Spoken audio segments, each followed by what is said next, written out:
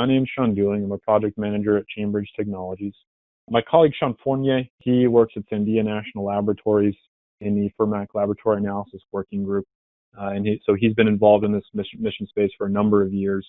Again, Sean is going to be co-facilitating with me the FERMAC lab analysis process that's on screen here. So Sean Fournier, when he was writing the requirements for what we developed in RadResponder, was really using this as his reference point. So a lot of the things that you're seeing in these workflows on screen, again, we're kind of mimicking some of that in the workflows that we've developed in the service. And so a lot of this is starting with what we call data quality objectives, DQOs. And so whenever you are conducting analysis, you always want a specific purpose or answer to a question that you've got. And so that question is driving what the lab should be doing with the samples that you are sending to them for that particular operation. And so as Sean talks about in the presentation that he gives, you start with a data quality objective, which informs your measurement quality objectives and what we call analytical action levels, which in turn inform the method detection limits and count times that you're going to be giving to the lab. So again, these are things that you're going to be seeing in the system as we do the demonstration portion for this session. The point here being we're trying to figure out a way to communicate what we want the labs to do with our samples, how we want them to analyze them, what methods and how sensitive the methods need to be for us to base our decision on. So in order to establish these data quality objectives and communicate them with labs, we use what are called mixtures in RadResponder. And mixtures have been in RadResponder for the last probably about 2 years, but we've made quite a few of improvements to the mixture tool. We use the mixtures to specify what analytes are to be reported by the labs and what generic methods supposed to be used to analyze for those analytes or those radionuclides. And we also use the mixture to communicate what the required measurement critical level or the measurement count time is for each of those analytes. That's kind of the new feature we've implemented, is the ability to identify which of the analytes are going to be the anchor for the analysis, meaning the lab is going to base their count times on that specific analyte when the method detects more than one analyte, and also gives you the flexibility to, instead of putting in a required critical level, you can put in a count time. So you can just tell the lab you want them to count it for a specific amount of time. And that adds for ultimate flexibility and ease of use, we think, and clear explain what needs to be done with the samples through the analysis request form. So once you specify these mixtures, they can then be used to create analysis request forms and reduce the burden on the person making the analysis request form. They just kind of pick the mixture and the analysis requirements populate in automatically. So Sean's going to go through a mixture demonstration here. So to put everyone's mind in the right place while we go through this, let's pretend that we're responding to a nuclear power plant incident. We're in the intermediate phase, so it might be a few weeks after the release, and we're taking lots of samples. We're doing lots of analysis.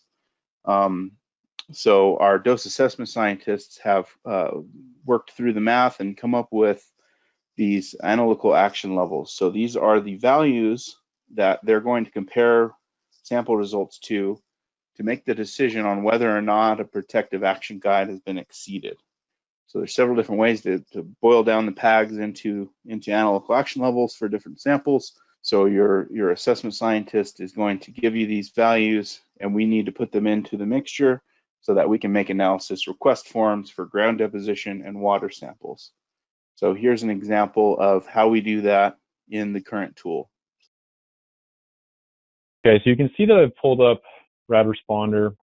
So we're going to go ahead and create our mixture. So on the side navigation, you've got this lab analysis drop-down that's available. And we're going to explore 3 of these different menus in the session today, but we're going to start here like Sean was describing with mixtures. So look on my mixtures page.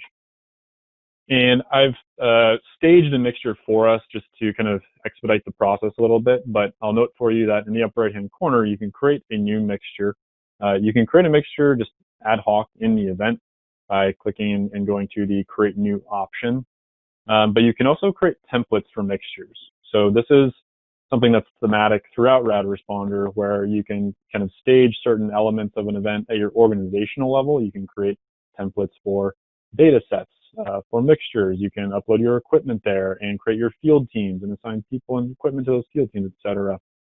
So just like with those different elements that you might be familiar with, we can create these templates at the org level. That makes it a lot easier to copy them down once you have an operation underway. I'll just show you this create new form for a mixture. Very simple, 3 fields. It asks you to provide a unique name for it, and then it asks you for this ratio. There's a description field here as well. I'm going to cancel that one, and I'm going to go into this one that we've already got set up. So I'll click my magnifying glass to view details for this pre-stage mixture. And so the first thing I'm going to do is add our AALs to this mixture. So we've got this child list here. You can click the drop down. And you can see that I've already got 5 nuclides with their respective analysis methods and AALs here. On the header here on the far right side, we've got a manage button. And so I can click manage. It brings me to a screen where I can add additional nuclides to this mixture. And so at the top here, I'll click this green add nuclide button. So there's a quick search at the top that's going to allow you to search across all the different nuclides that are available for you. So I'm just going to add cesium-137 here to this mixture, last nuclide that I got to add. I'll choose my analysis method, gamma spec. I'll click add. This is a multi-select, so if you wanted to go in and add additional nuclides, you can go in and select additional ones here too. But again, I'm just going to add this final one here, the cesium-137. So I can see it's in my table now. And so now I want to add my AALs for my sample types for ground deposition and water in this case. So I'm going to come to edit here on the cesium row. And I'm going to specify that this is one of my anchor analytes. So I'm going to check that box at the top. You can see that again, the analysis method I selected earlier is here. So I'm going to go to my ground depth field here. I'm going to enter the AAL. So the data validation here is going to allow you to enter this in scientific notation. So you're not fussing with a bunch of zeros and potentially risking error there. So you can enter it as just 1.8 e to the negative 7, and do the same for water here. We've got 6.3 and d to the negative 6. We'll click continue. I can confirm there that I've got my AALs now there for those 2 sample types. And on the far right, we've got just a row, or a column rather, confirming that which of these are our anchor analytes. You can toggle different sample types on and off here as well. So I've got my nuclides on here, got the analysis methods, got the AAL. So I'm going to click Save Changes. They show up in my table here. Now I'm going to go to this other child list that we've got down here, this Analytical Requirements. And for these anchors, I can go in now and I can add count time. So Sean described how this is an option for us. So in this case, we're going to add a count time for gross beta. And now you can see I've already got it for my gross alpha in the table. So same kind of interface here. I'm going to click manage on the far right of this header. And I've got my gross beta here, and I'll click edit. And for ground deposition, I'm going to change this instead of a sensitivity. We're just going to make it a count time for ground deposition. The units are just standardized as minutes, so I'm just going to enter 100 minutes of count time for ground deposition and water. Confirming it's there in the table for me, I'll click Save Changes, and I'm good to go. So I've got everything here in the mixture that I want. I'll also note that you can also import your analytical action levels. So if you click this little button, it's going to bring you to a screen where you can download a template. So if you've got a bunch of nuclides and a bunch of different AALs that you're adding, you can do that in kind of one fell swoop by using that Excel template. Makes the process a little bit easier. One final thing that I'll note before I kick it back to Sean Fournier is this complete button in the upper right corner. So this is going to come into play when we create our ARF. Before we can add a mixture to an analysis request form, what we call an ARF, I need to mark the mixture complete. And so this is just kind of a final confirmation step, asking you to validate that, yes, you've got the mixture the way you want it, everything's there. I'm ready to put it on my ARF to send these instructions for the lab. So I'm going to click complete, and it's asking you to confirm that you want to complete this mixture. Just noting that, once it's completed, it's no longer editable and cannot be undone. So I'll click yes. If you do realize that you did make a mistake on this mixture and you marked it complete, you can note that you can actually copy this to a template. Basically, just make it, or you can copy and just make a duplicate and edit that duplicate. One thing I wanted to talk about was the analytical requirements. Are what that table's doing is it's pulling in only the anchor analytes. So you'll see up at the top the action limit table has yes and the anchor analytes. It's going to pull that into the analytical requirements, and it's going to multiply those AAL values by that ratio, the critical level to analytical action level ratio, which is typically a number less than 1, telling the lab that the detection limit requirement is 10% of the action limit. And of course, that's adjustable, and our default is 10%, but you may choose to make that a larger number to promote a faster turnaround time, for example. And the count times there that you specify for those anchor analytes also are values that get populated to the analysis request form. So we'll see that at the end of this demo. We'll see, using this mixture, that these analytical requirements make it to our analysis request form. So the next thing we're going to cover is how we have improved the way we check samples into the system. So we're going to use this example of SCN 88001. We're going to say that it was logged in by a field team and brought to a sample control hotline. So you can imagine the hotline is an area that we've set up near the contamination zone boundary, where the field teams would be bringing samples in, and our sample control specialists and RAD control technicians are going to be screening it for external contamination, confirming that we have all the information we need to know about the samples and that the packages aren't leaking.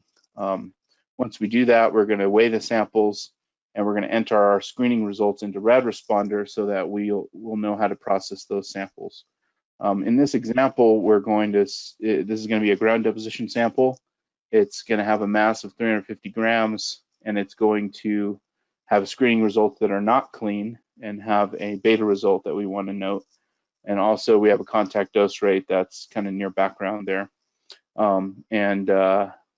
We're going to, I wanted to note that this positive screening result showing that there's external contamination would require some repackaging. And we're going to want to document that on a non-conformance form, which we'll show in the next exercise. Okay, we're back in our same event.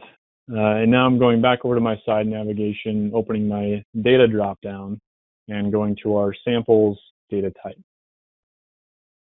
So this is where we can see all the different samples that our field teams have collected. And so, maybe they've been using the RadResponder mobile application, they've been uploading the sample information there as they've gone around and gotten our water and ground deposition samples in this case. So they bring them to the hotline, and the first thing we're going to do here is check them in. And so in the upper right corner, I've got this update statuses button that gives me a drop down with 2 options. And so I can mark the samples received or mark them disposed. So in this case, we're marking them received. Again, the samples have arrived at the hotline. So I'm going to click mark received.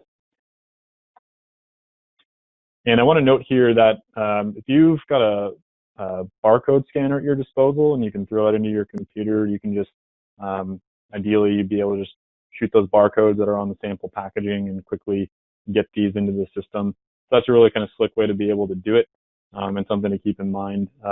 Here you can also just enter these manually. So in this case, I'm going to add our samples here. And do our ground deposition samples. Got them added there. I'm going to click save.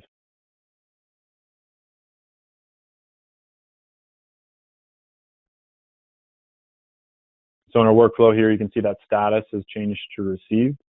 Location status is changing to storage. And then for our next step here, we're going to, like Sean described, do our contamination check. And we're going to add a contact dose rate to this SCN 88001 sample that we know is leaking. So it's got some external contamination. So I'm going to drill down into this particular sample. by clicking this magnifying glass. And I'm at the sample details page, and in the upper right-hand corner, I've got an add contamination check button. So I can click that add contamination check, and gives me a simple little modal here. And the top option is it clean? Is the sample clean? So in this case, no. Again, we're saying that we've detected external contamination, so I'm going to leave that unchecked. I can enter my timestamp by clicking the calendar button on the far right. It'll populate with today's date, and I can enter a time as well. I'm out here on the East Coast, so we'll say 13:25. Enter my name and a comment. So we're saying that we detected 235 counts per minute data contamination, and we'll save that. You can always go back and edit the contamination check if you feel like you made an error. So we've done our contamination check. Now we're gonna weigh the sample. We're gonna add our contact dose rate to that sample. So for this, I'm gonna go to the edit button and open this sample up. Got your basic metadata for the sample, the different fields that you can edit. And so we're gonna weigh this sample, and so I'm gonna change my size type here to weight, and we said it's 350 grams. And we're also gonna add our contact dose rate. So we have a little table here for that. And on the far right, I've got my add contact dose rate. Click there. And we're saying that we have 20 microart per hour for our contact dose rate. I can select a meter here as well. It's obviously best practice. Just got a bunch of notional instruments in here that I can choose from. Oops. Continue. So we've checked in our sample at this point. We can click Save Changes for that sample. So we've also created a new way to keep track of any issues that we may have with samples. And we do this for any number of reasons, including having a nice paper trail showing any quality issues that may come up when results are being reviewed, or anything outside of the ordinary that you feel the need to document officially. This also allows us to, when we encounter problems, when we're swamped with a bunch of samples, to document the problem quickly, set the sample aside, pull it out of the workflow, and move on to the next thing, so that problem can be addressed later. What we call this is the non-conformance form. This is a simple form we fill out on the sample, specifying any issues. What it's going to do once it's created, it's going to pull that sample status out of the workflow wherever it may be when you initiate the non-conformance and put it in a status of hold. It's also going to put this non-conformance form, it's going to assign it a unique identifying number and put it in a special view that quality assurance staff can monitor, looking for new non-conformance forms to resolve. So the non-conformance form has its own workflow to allow people to document, mark things as ready to look at, and finally mark things resolved. Up next, we're going to show you how to make one of these non-conformance forms to inform other users that this sample that we've just logged in had a leaking package, and we discovered some external contamination on the outside, and we had to repackage it at the hotline. So the non-conformance lifecycle is, it starts with it first being initiated. Then you mark it as awaiting review. So once you're allowed to create a non-conformance, and once it's finished, you mark it as awaiting review, and then it goes into this holding pattern where someone else or you later on can go pull up that non-conformance, enter your resolution, and resolve that non-conformance. And once a non-conformance is resolved, you choose whether or not, if the issue is truly resolved, the sample will then go back to its original status in the workflow that it entered the non-conformance with, or you can mark the sample as not usable, and it will go to a special status of not usable that you can then dispose of later if the problem is not resolvable and the sample is not going to be able to be used. So here's a demonstration we're going to document on SCN 80001. We're going to notify the system that we discovered some contamination. We had to repackage the sample. So we're first going to initiate the non-conformance, and then we're going to show you how to resolve it, saying we repackaged the sample and it's ready to go on to the lab. So I'm back at my samples table here. And like Sean described, we're going to create a nonconformance for this sample at the bottom here, SCN 80001. So I'm going to drill down into that sample like we did before. And I'm going to go down to this nonconformance grid here. I don't have any nonconformances right now, and we want to add one for this particular sample. So I'll click Add over on the far right. And this is a pretty simple form, so it's just got some checkboxes for some of the common issues that you might create a nonconformance form for. And so in this case, we said that we have a container that was broken or leaking. So I'm going to check that box and just make a comment here that sample package was leaking when it arrived at the hotline. You can check other ones if you need to, or add other comments. Save those changes. So I'm going to come back to this page in just a second, but I'm just going to call out real quick back on our samples table.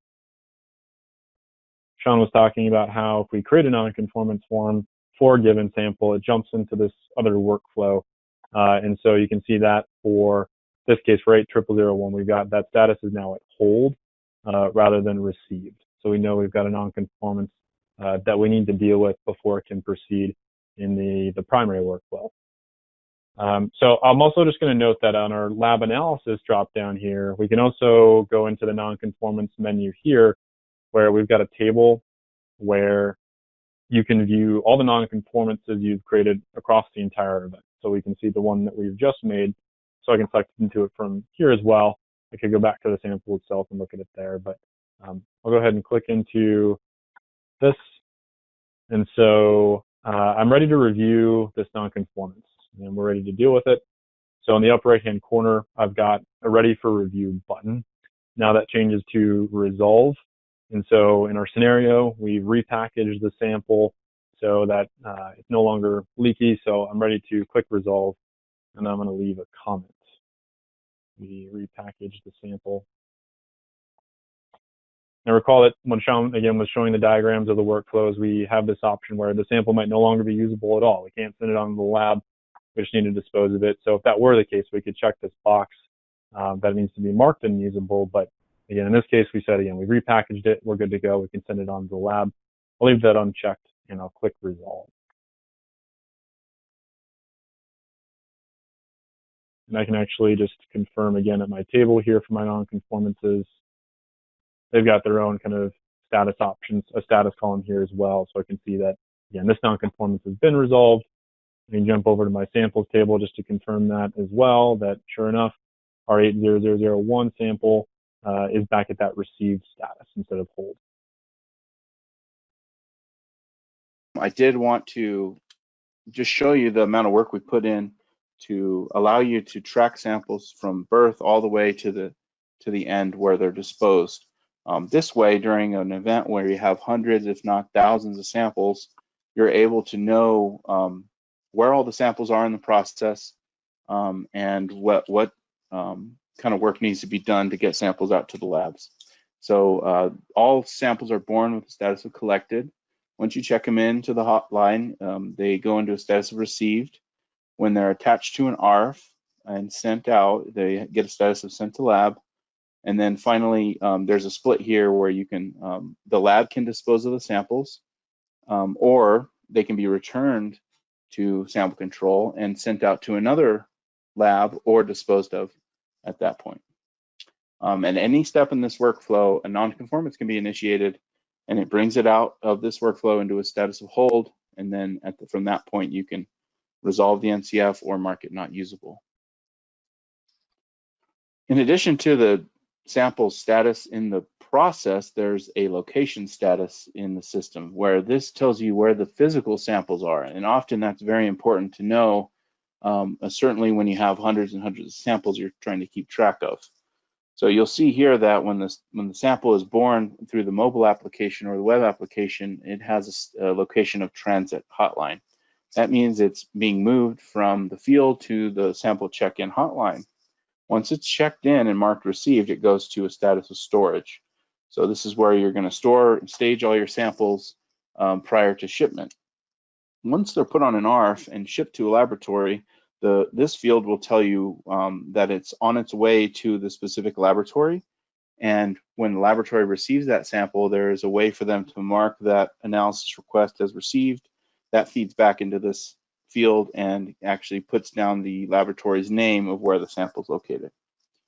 Once the laboratory is finished with the sample, they can either just tell the system that the samples are disposed, or they can send them back to the FIRMAC or sample control, and then it would kind of cycle back through the process again if those samples need to be set to a different laboratory. So you'll see there's another transit status of transit return that's coming from the laboratory back to sample control, back to storage. So next we're going to go into how to create an analysis request form. So this form tells the laboratories what they need to do with the samples, what analysis needs to be done to answer the question that we have. So these forms include all the information that the lab needs to know to perform their radiochemical analysis. That includes the sample ID, the sample type, the reference date and time, the size of the sample, contact dose rate, requested analytes, the instructions, including the critical level or the count time, and any contact information they might need to know, and any special instructions. So if you have anything that we did have a question earlier about specifying a critical level and a count time, if the critical level cannot be met, that's where you would put that information. You put that in the special instructions. So what we're going to do now is show you how to make this ARF. We're going to create an ARF from scratch. We're going to assign it to a laboratory. We're going to use the mixture that we created earlier today and attach the samples that we checked into the system. All right, so we're going to create our ARF. And I'm coming over to my side navigation again, opening my lab analysis dropdown, and I can see one of these pages is analysis requests. We'll click that. We don't have any ARFs yet, so we're going to create our first analysis request. So in the upper right corner, we've got this create analysis request button that I'll click. And I've got some fields to fill out here. So I'm going to first provide a unique name within the event for the ARF. And then I'm selecting the laboratory that this ARF and these samples on this ARF are going to go to. So we've got our CBT demo lab that we're going to select here. I'll also note that when I select that laboratory, the bottom section here has shipping information, and this is going to auto-populate based on the laboratory that you selected at the top there. So if instead of selecting our demo lab, I selected maybe the EPA NARO lab out in Alabama, you can see how this shipping information is going to change to that POC and the physical address that it needs to go to.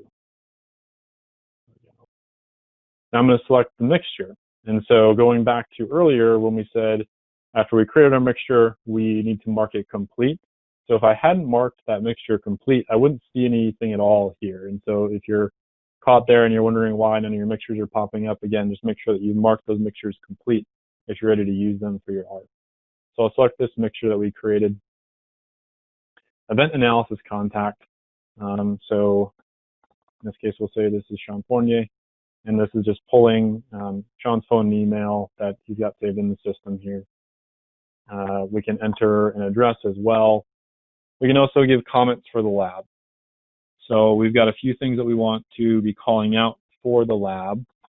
So we can give a laboratory comment. In this case, we're saying that, again, we had this sample package, this SCN 8001 that was found to be leaking, telling them to open with caution. And then we're specifying, again, those count times that we had talked about before. I've also got just a sample management comment here as well. Again, just relating to that package that was found to be leaking. So just noting for them that we repackaged that sample at the hotline. And I'm done with this portion of the ARF, so I'm ready to save my changes. I'm brought to the details page for the ARF, so you can see this information that we populated here, including the event analysis contact, the lab contact, the comments we provided. Now I want to add the samples to this ARF that I'm going to be sending to the lab for analysis. So I've got this attached field samples drop down. Again, right now I don't have any samples on here, so I'll go to the far right and click Manage. So here's where I can add samples to the ARF. At the top, I've got this green Add Sample button. So in this example, we obviously just have our 6 samples, but you could be in an event where you've got significantly more than this, hundreds, maybe even thousands of samples that are on this list.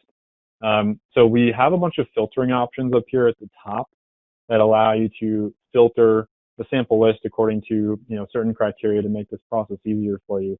So in this example, we're just saying that, okay, I'm just sending a bunch of ground deposition samples over. Note that I could also sort this by, or filter it by field team if I just had a certain field team that showed up with their samples we're sending off.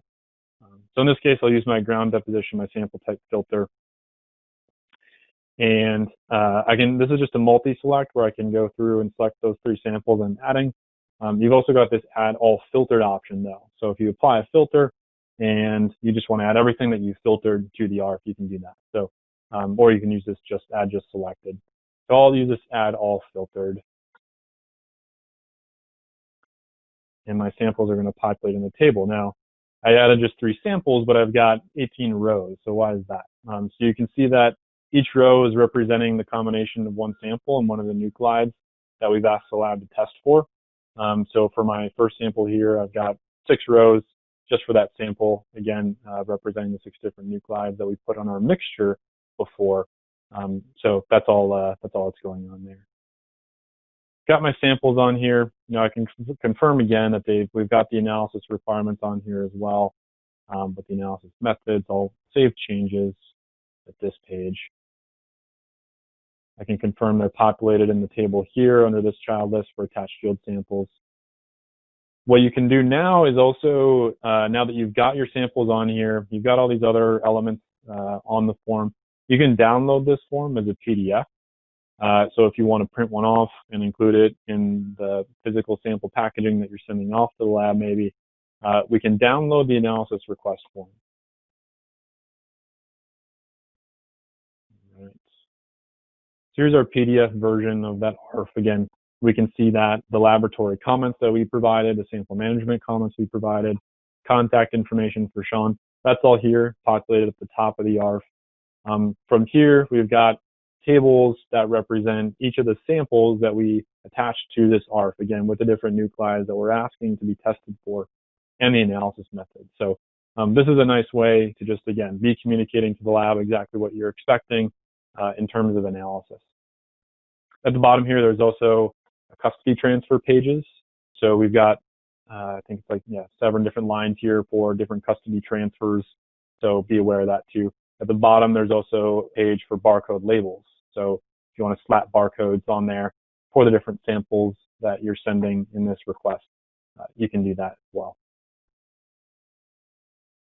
So when we're ready to ship, in the upper bar here, we've got this ship button. And I can click ship. It'll automatically populate with the current date and time. I can change this if I want to, so I can click my calendar button and select a different date and time. I can supply a shipping number.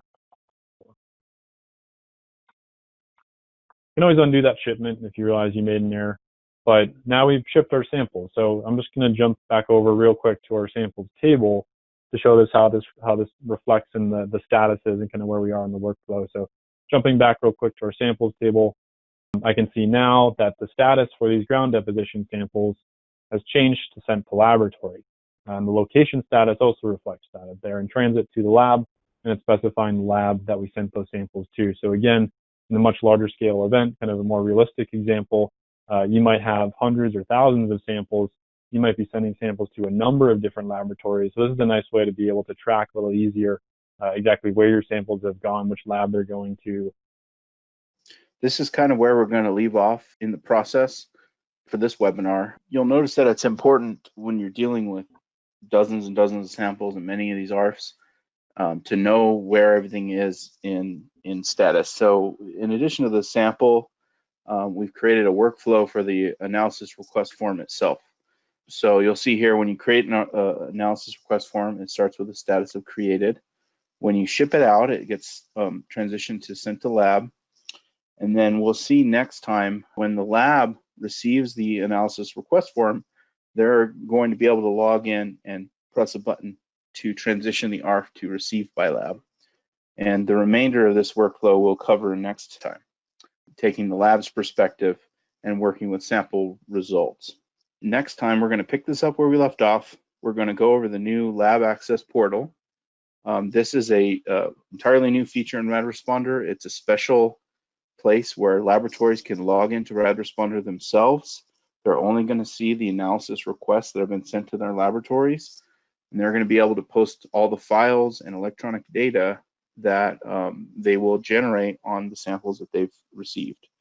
This tool is also going to include a message board, so an ability for the lab and the sample controller, the rad response teams to communicate about the analysis request. And finally, when the data is imported into RadResponder, we have some new features on how to note the data quality review and how to flag the results.